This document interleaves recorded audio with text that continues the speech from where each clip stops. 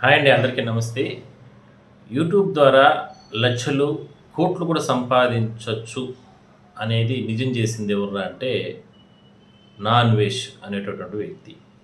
అదే స్థాయిలోనే ఎన్నో విమర్శలు గతంలో కొన్ని కొన్ని సందర్భాల్లో ఆహ్, చేయడం జరిగింది. బట్ ఎక్కడా కూడా అంటే అతను చేసేటటువంటి వీడియోస్ గాని అవన్నీ కూడా ప్రపంచాత్రికుడుగా గుర్తింపు ఉన్నాడు కాబట్టి, ఎక్కడికెక్కడికో వెళ్తున్నాడు. అక్కడ కల్చరు, అక్కడ వాతావరణం, అక్కడ ఉన్నటువంటి విధానాలు వాటన్నిటిని కూడా చెప్తూ వస్తున్నారు అని అనుకున్నారు ఇప్పటివరకు కూడా జనాలు.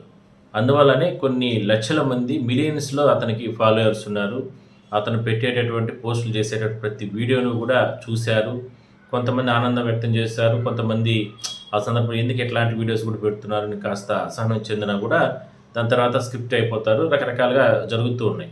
బట్ ఏరా అంటే ఈ ఈ మధ్య కాలం నుంచి కూడా అతను చేసినటువంటి వీడియోస్ ఏదైతే ఉన్నాయో, మన దేవతామూర్తుల్ని, మనం ఆరాధించేటటువంటి మూర్తుల్ని అత్యంత హీనంగా, అత్యంత ఘోరంగా అంటే నేను మళ్ళీ ఆ మాటలతో చెప్పకూడదు.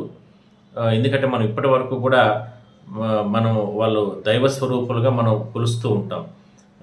పూజలు చేసుకుంటూ ఉంటాం. అలాంటి దేవతామూర్తుల్ని అత్యంత ఘోరంగా, హీనంగా మాట్లాడాడతను.